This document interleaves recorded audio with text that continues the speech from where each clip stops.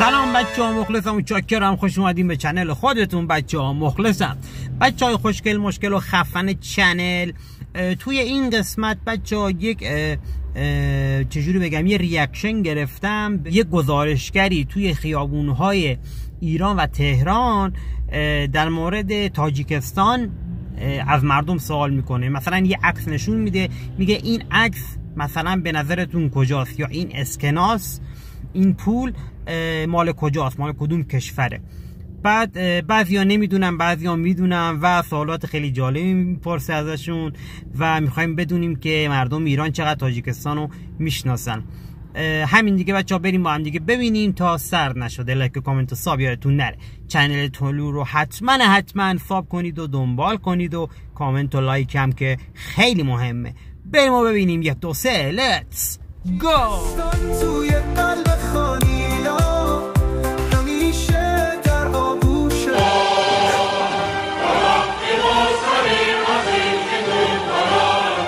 ابو علی سینا اینجا تهرانه بچه. خب الان بیاد.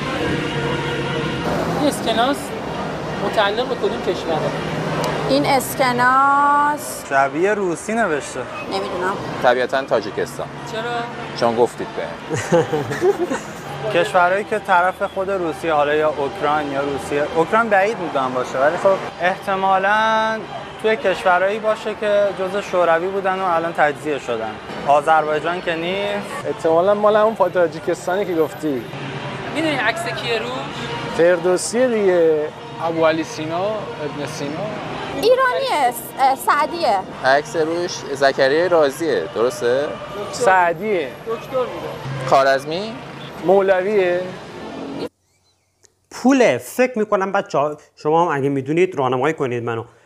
روی پول اسکناس تاجیکستان چه نقش و نگاریه؟ ابو علی سینا، دکتر ابو علی سینا، ابو سینا خودمونه یا دکتر؟ گفت اسم دکتر رو آورد. شاید مثلا یه دکتر تاجیکیه یا مثلا جدیدتره، ولی من فکر میکنم همون ابو علی سینا باشه. سعدی نیست؟ دکتر بوده. سعدی ابو علی سینا به ابن سینا میخوره. آره. پایتختش میدونید کجاست؟ پایتختش دوشنبه دیگه. بخارا.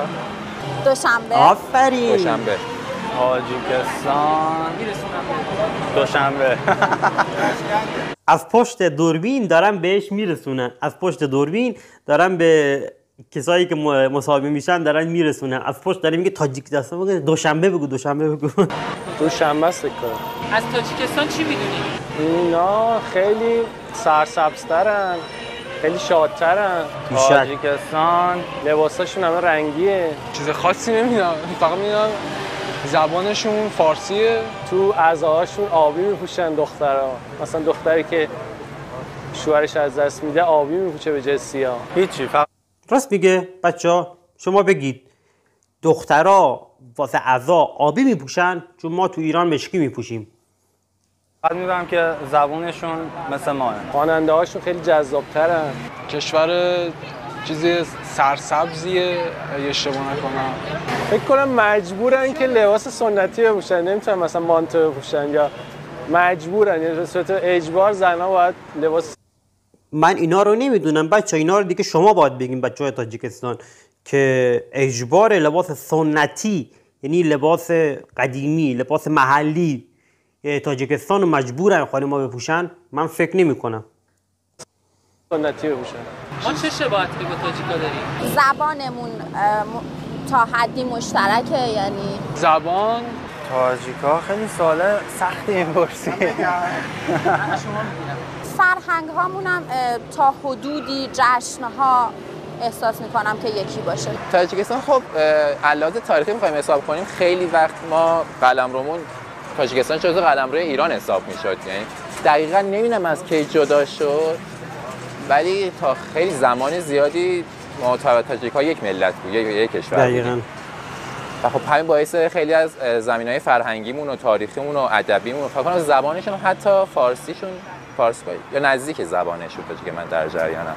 حالا اشتراکاتی که داریم فکر می‌کنم اونا هم نوروز جشن میگیرن.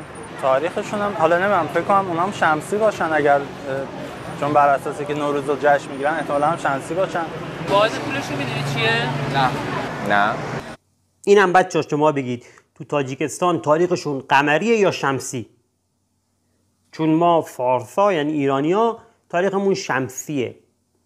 خب البته شمسی فکر کنم واسه کل مسلمونا شمسیه دیگه. آره واحدشون نه. دینشون میدونی چیه؟ دین تاجیکا مسلمونن؟ فکر کنم دینشون آزاده، یعنی هر کس نه مسلمانن دیگه، اکثریت مسلمانن، دین خودش رو داشته باشه. این کام مسلمان باشن. احتمالاً اسلام سنی باید باشه. آره دیگه اسلام حنفی هن. اون چیزی که من فکر میکنم اسلام حنفی، چون ما توی سیستان بلوچستان هم ما حنفی هستیم. من فکر میکنم توی تاجیکستان هم اسلام حنفی هن. البته مسیح هم داره. تاجیک تا الان نزدیکی؟ نه ایدا. چون کمن توی ایران؟ فکر کنم ایران هم چون همسایه هستیم مرز نداره. خب هم مرز نداریم باهاشون و فکر کنم اکثرا چون تاجیکستان هم کشوری نمیشه که وضع اقتصادی خوبی داشته باشه. تاجیک‌ها اکثرا به روسیه میرن برای کار و درآمد خودشون. داریم حالیمون نی هستن بعضی قشنگ فارسی صحبت میکنن. آره تاجیکن. ببین هر چیزی که خاصی ببینی کی داریم کی نداریم اینا تو اصفهانن. اگه بگه ارمنی داریم اصفهانه، اگه بگه گرجستانی داریم اینا تو اصفهان. تاجیک هم باور کن تو همون اصفهانه. تو تا حالا یه تاجیکی از نزدیک دیدی؟ من نه. چرا کم داریم توی ایران تاجیکی؟ در حالی که زبونمون یکیه و احتمالاً باید زیادتر باشن تو ایران. خب فکر میکنم که شرایط شاید واسه شون تو کشور خودشون مساعدتره تا بخوان بیان تو ایران. چرا ما ایرانی‌ها تاجیکستانی‌ها رو کم میشناسیم؟ همون چون رفت و مثلا نه ایرانی‌ها میرن به تاجیکستان دلیلی دارن برن چون شباهت زیاده، نه اونا میان اینجا. تاجیکا من خواننده هاشون چند تاشو میشناسم. میدونی نازیه کرامت الله میگه میخونه میگه ناز کنم کم کمک اشوه کنم یک دمک. بعد اون یکی مثلا گروه دارن مردم میگن ناز بکن نازیه هر چی که خواهی بکن. مگو که مرا گذاری بر خدا سپاری. چقدر قشنگ چه میشیم داره. خیلی بالا کن. خیلی قشنگ گفت. دلش سرویس. کشور پیشرفته ای نیستش که من بخوام اطلاعاتی داشته باشم. برای همونه. دوست داری کنسرت بیشوره این نازیه رو؟ به آره چرا نه. بلیتش گرونه، بلیت هواپیماشون گرونه، یعنی سفرش گرون میشه. حالا بلیت کنسرتش که مهم نی. اصلا ببین کسی که میخونه که مهم نی، همین که آدم اونجا تو شور و حال اونجا آدمایی که اونجا ان باشن، حالا هر کی هم اون وسط بخونه اصلا مهم نیست که همین که یعنی اصلا فضای تاجیکا رو دوست داری؟ فضای با صفای دیگه. به تو فکر کن شمال یه 10 درجه هم خنک‌تر، هم خنک هم شرجی نیست. خوب جاییه، فقط که چیزش مثلا ویزا میخواد. ویزا میخواد؟ خب همون چون هم ارتباط خاصی نداریم با هم هیچ مرز مشترکی نیست و واقعا ما در مورد خیلی از همسایه خودمون هیچ ارتباط خاصی نداریم جز مثلا همسایه‌ای که مثلا عراق و اینا، چون اونها زمینه‌های مذهبی داریم باهاشون. مثلا در مورد پاکستان، افغانستان حتی که همسایه‌مون اطلاعات نداریم، چه برسه تاجیکستان که هیچی نیست. بلیتش هم گرونه 8 تومن الان پرواز. داره میگه که ما مثلا با کشورهایی که هم مرز هستیم خیلی ارتباط نداریم. تاجیکستان حتی مرز مشترک نداریم. درسته که فرهنگمون و زبونمون و خیلی چیزامون یکیه با هم دیگه، ولی چون مرز مشترک نداریم ارتباط مثلا اینجوری رفت آمدی نداریم. طرفش 8 تومن فقط یه طرفشه، حالا اون طرفش دیگه هیچی. خب 8 تومن مسکو هم 8 تومنه. خب مسکو بهتره یا تاجیکستان؟ البته شاید هم اون بهتر باشه ولی 8 تومن خیلی گرونه. اگه میشد مثلا با اتوبوس چه میدونم 600 700 تومن میدادیم یا 3 روز تو راه بودیم میرفتیم خوب بود. میرفتی؟ آره کاری نداشتیم. فکر می‌کنم خیلی برخورد فرهنگی نداشتیم باهاشون. داشتیم ها، یعنی طی این چند سال اخیر حالا نمیدونم شاید به خاطر روی کرده سیاسی دو کشوره، نمیدونم دقیقاً علتش چی میتونه باشه، ولی مراوداتمون خیلی با تاجیکا زیاد نیست فکر میکنم. برای مرز زمینیش هم چیز راحت نیست، هوایی هم که گرونه دیگه. حداقل 3000 کیلومتر هم راه نیست که.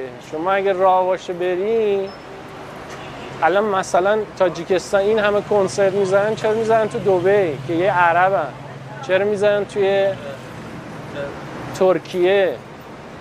چون ترکیه راش وازه، یه سری سوار میشه شما ترکیه مهرش رو گذاشته روی گوشکوب، اینجوری تو پاسپورت با گوشکوب میزنه. انقدر تون میانه میرن حوصلش سر میره، مثلا یارو اینجوری دستش در میره، مثلا انگشتش گذاشته رو گوشکوب بعد مهر میزنه میگه برو تو، کاری نداره به اندازه بلیت. چقدر قشنگ داره میگه ایرانی‌ها به ترکیه خیلی میرن بچه‌ها، ایرانیان به ترکیه و دبی خیلی میرن. میگه که رو گوشکوب گذاشته، یعنی مثل چکش درست کرده مهر ترکیه رو، اون کسی که پاسپورت ها رو امضا میکنه و مهر میکنه میگه رچو، اون لب مرز، مأمور لب مرز، میگه که به گوشکوب و یک چکش مانندی گذاشته، همینجوری فقط تون میزنه. از بسی که ایرانی‌ها زیادن میرن تو ترکیه، با اینکه زبونمون یکی نیست با ترکیه یا دبی عربی دارن صحبت میکنن، زبونمون یکی نیست. این خواننده‌هایی که ما داریم مثلا خیلی خواننده‌های بزرگ که خیلیشون هم مثلا گوگوش و اینا که گذاشتن، موین و اینا که گذاشتن توی تاجیکستان، این خیلی از خواننده‌های دیگه مون هم میتونن برن توی تاجیکستان که زبونمون مشترکه. اصلا تو احتیاج نداری دیگه، فرهنگمون زبونمون یکیه. خب یعنی تو احتیاج نداری زبان دیگه یاد بگیری، مثلا بری دنبال زبان یا جای گم بشه اتفاقی برات بیفته. نه، انگار توی یکی از استانای ایرانی، یکی از شهرهای ایرانی.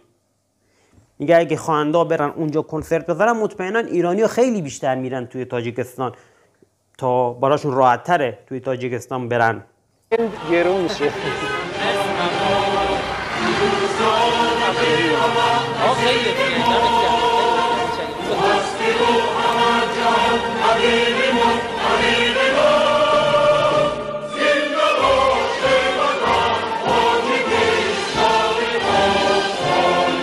چاکر بچه من که خیلی کیف کردم. شما رو نمیدونم، توی کامنت ها بنویسید اگه خوشتون اومد، توی کامنت ها بنویسید تا به برنامه‌های دیگه این شکلی هم ریاکت بریم. امیدوارم که خوشتون اومده باشه. کامنت رو سلام یادتون نره. در آخر یه برنامه بالا بهتون پیشنهاد میشه که حتما ببینید. پس اول لایک کن و بعدم بدرود.